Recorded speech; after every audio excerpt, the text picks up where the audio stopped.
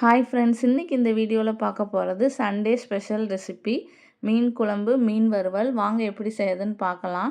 இப்போ இந்த மீன் குழம்பு, மீன் வறுவல் செய்கிறதுக்கு நான் இன்றைக்கி 2.25 கிலோ விரால் மீன் எடுத்து வச்சுருக்கேன். இதை நல்லா வாஷ் பண்ணிட்டு க்ளீன் பண்ணி எடுத்துக்கலாம். இப்போ தலைப்பகுதியும் வால் மட்டும் நான் குழம்புக்கு எடுத்து வச்சுக்கிறேன்.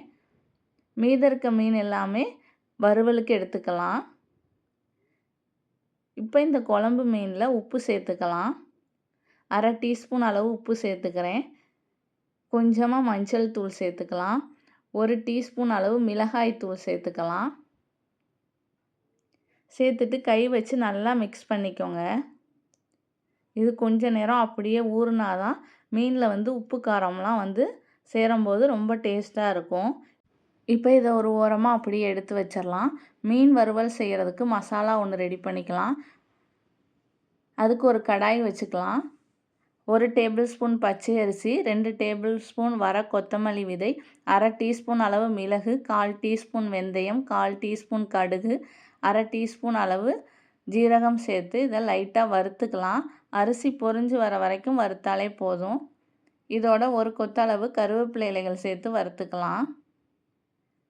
எந்த வகையான மீனாக இருந்தாலும் இந்த மசாலா ரெடி பண்ணி செய்யும்போது ரொம்ப டேஸ்ட்டாக இருக்கும். இப்போ இது ஓரளவு வறுபட்டதுக்கப்புறம் ஸ்டவ் ஆஃப் பண்ணி ஆற வச்சுக்கலாம்.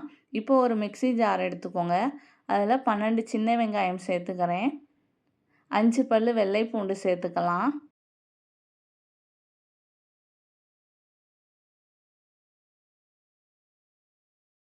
ஒரு சின்ன துண்டளவு இஞ்சி சேர்த்துக்கிறேன். இப்போ வறுத்து வச்சுருக்க கொத்தமல்லி விதை, அரிசி, ஜீரகம், மிளகு, வெந்தயம், கடுகு அந்த மசாலாவையும் இதோடையே சேர்த்துக்கலாம் வெங்காயத்தோட. இப்போ இந்த மீன் வறுவலுக்கு தேவையான அளவு உப்பு சேர்த்துக்கிறேன். காரத்துக்கு 1 டீஸ்பூன் அளவு மிளகாய் தூள் சேர்த்துக்கிறேன். உங்களுக்கு எந்த அளவு காரம் தேவையோ அதுக்கேற்ற மாதிரி மிளகாய் தூள் சேர்த்துக்கோங்க. கொஞ்சமாக மஞ்சள் தூள் சேர்த்துக்கலாம். 1/2 லெமன் பிழிஞ்சு விட்டுக்கிறேன் இதுலேயே.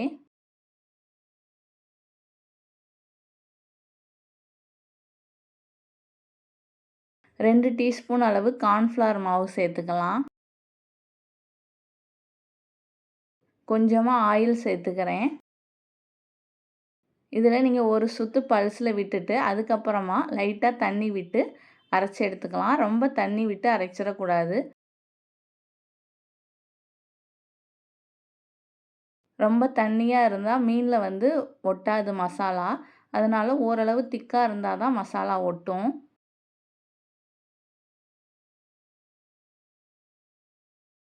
இப்போ நம்ம எடுத்து வச்சுருக்க எல்லா மீனையும் இதோடையே சேர்த்துடலாம்.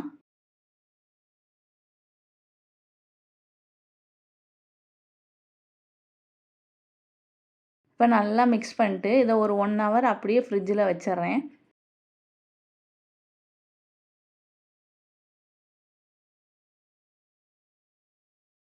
மீன் குழம்பு வைக்க ஒரு மசாலா அரைக்கணும். அதுக்கு ஒரு கடாய் வச்சுக்கலாம். கொஞ்சமாக ஆயில் சேர்த்துக்கிட்டேன்.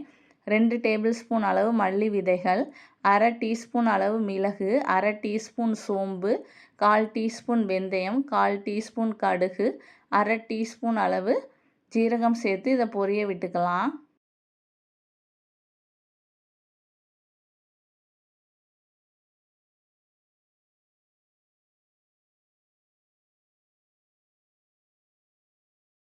இப்போ இது கூடயே ஒரு கைப்பிடி அளவு சின்ன வெங்காயம் எடுத்துக்கிறேன்.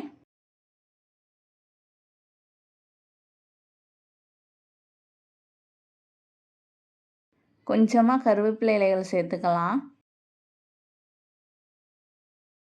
இப்போ வெங்காயத்தை நல்லா வதக்கிக்கலாம்.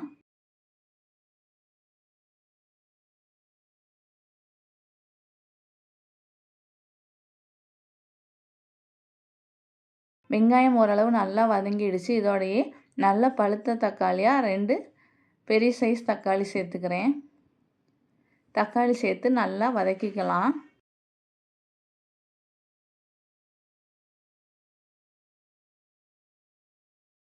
இப்போ இது வதங்கும் போதே காரத்துக்கு தேவையான மிளகாய் தூள் சேர்த்துக்கலாம். நான் இன்றைக்கி 2 டீஸ்பூன் அளவு மிளகாய் தூள் சேர்த்துக்கிறேன். மிளகாய் தூள் சேர்த்துட்டு நல்லா மிக்ஸ் பண்ணிக்கலாம்.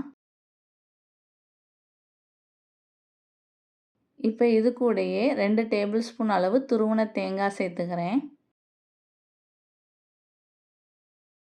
இப்போ ஸ்டவ் ஆஃப் பண்ணிட்டு நல்லா மிக்ஸ் பண்ணிக்கலாம். இதை ஆற வச்சு அரைச்சி எடுத்துக்கலாம். இப்போ மீன் குழம்பு வைக்கிறதுக்கு ஒரு அகலமான பாத்திரம் எடுத்துக்கலாம். எண்ணெய் சேர்த்துக்கலாம்.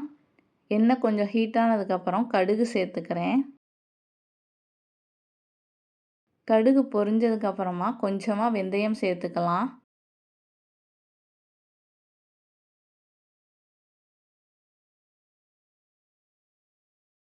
இப்போ இது கூடயே நீளமாக கட் பண்ண ஒரு பச்சை மிளகாய் சேர்த்துக்கிறேன். கொஞ்சமாக வெள்ளை பூண்டு சேர்த்துக்கலாம். இப்போ இதை லைட்டாக வதக்கிக்கிறேன். ஒரு கொத்தளவு கருவேப்பிலை இலைகள் சேர்த்துக்கலாம்.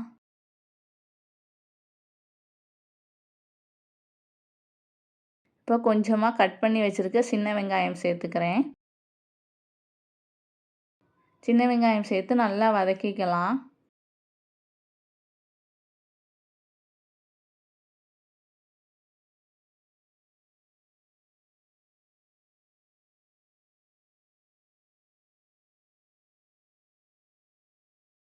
இப்போ வெங்காயம் ஓரளவு நல்லா வதங்கிடுச்சு. இப்போ நம்ம வதக்கி வச்சுருந்த மசாலாவும் வெங்காயம் தக்காளி எல்லாம் நல்லா ஆறிடுச்சு. இதை லைட்டாக தண்ணி சேர்த்து அரைச்சி எடுத்துகிட்டு வந்துடலாம். இப்போ அரைச்சி எடுத்துகிட்டு வந்த மசாலாவை வெங்காயத்தோடு சேர்த்து நல்லா வதக்கிக்கலாம். எண்ணெய் பிரிஞ்சு வர வரைக்கும் நல்லா வதக்கி எடுத்துக்கலாம். இப்போ மிக்ஸி ஜார் அலசி கொஞ்சமாக தண்ணி சேர்த்துக்கலாம்.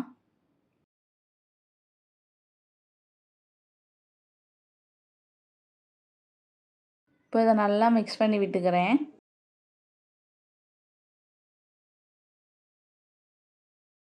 இப்போ இது கூடயே ஒரு பெரிய நெல்லிக்காய் சைஸ் அளவு புளி ஊற வச்சுருந்தேன். அதை கரைச்சி அந்த தண்ணியும் இந்த குழம்போடையே சேர்த்துக்கிறேன். புளிக்கரைசல் சேர்த்துட்டு கொஞ்ச நேரம் கொதிக்க விடலாம். இப்போ இதில் கொஞ்சமாக நான் தண்ணி சேர்த்துக்கிறேன்.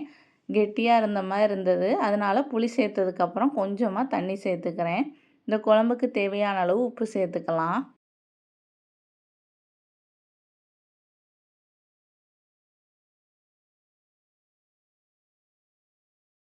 இப்போ இதை மூடி போட்டு ஒரு 5 நிமிஷம் நல்லா கொதிக்க வச்சு எடுத்துக்கலாம். 5 நிமிஷம் கொதித்ததுக்கப்புறம் நான் இன்றைக்கி மாங்காய் சேர்த்து இந்த மீன் குழம்பு செய்ய போகிறேன். அதனால் கொஞ்சமாக கட் பண்ண மாங்காய் சேர்த்துக்கிறேன். இப்போ திரும்பவும் மூடி போட்டு ஒரு 5 நிமிஷம் வேக வச்சு எடுத்துக்கலாம். மாங்காய் பார்த்திங்கன்னா இந்த ஸ்டேஜில் நல்லா வெந்து வந்திருக்கு. குழம்பும் கொஞ்சம் கெட்டியாயிடுச்சு. இப்போ நம்ம மீன் சேர்த்துக்கலாம். நான் இன்றைக்கி வந்து கொஞ்சம் கெட்டியாக தான் இந்த மீன் குழம்பு செய்ய போகிறேன். உங்களுக்கு கொஞ்சம் தண்ணியாக வேணுன்னா அதுக்கேற்ற மாதிரி நீங்கள் தண்ணியோட அளவு கூட்டிக்கோங்க.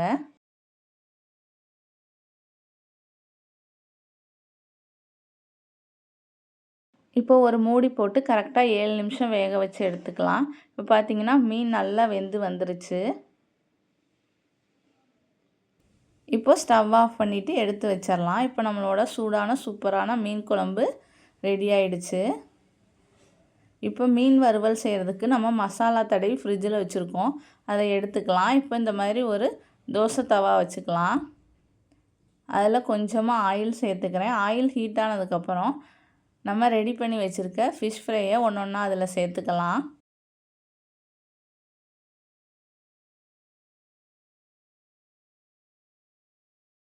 இப்போ ஒரு சைடு நல்லா குக் ஆனதுக்கப்புறம் இன்னொரு சைடு திருப்பி போட்டுக்கலாம்.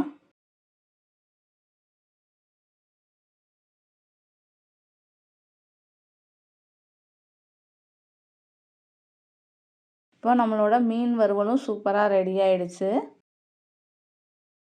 இப்போ இதை ஒரு பிளேட்டுக்கு மாற்றி எடுத்து வச்சிடலாம்.